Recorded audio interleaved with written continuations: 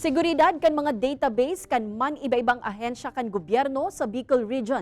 Nagtitinir subuot na salbado sa anuman na security threat. Mga dapat gibuhon kan mga opisina para urog maprotehiran ang sa indang online system. Piglatag man kan DICT Bicol. Uyan report ni Chris Novello.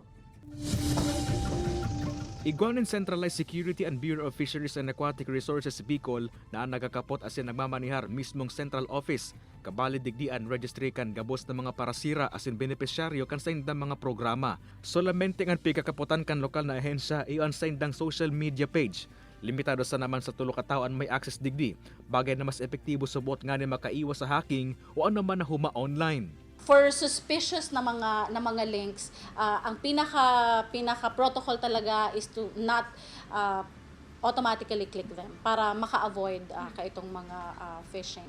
For flash drives, we always advise them to check for viruses, and kapag may virus, protocol na linigan ang viruses. Igwaman sindan ni Next Generation Firewall na dakulang tabanganing urog pang maprotehiran ang sedang system. Masasabi man daan nindang epektibo ini since 2016 pa. I-check niya muna kung may threats dun sa mga packets.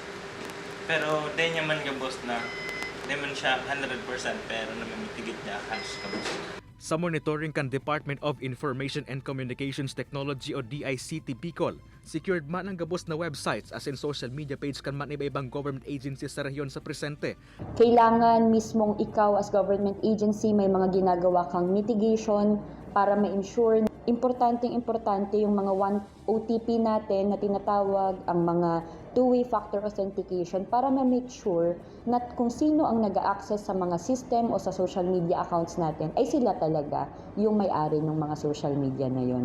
Government agencies ang haros pirming target kan mga hacker taan o beto kan mga ini. Masabi na maluy ang cybersecurity kan mga ahensya. Kaya padagos pa ng training as in capacity building kan DICT. Nga mas papapusog pa ang kapasidad kan mga lokal na opisina. Kay banan si Carlo Abunita, Chris Novello, Balitang Bicolandia.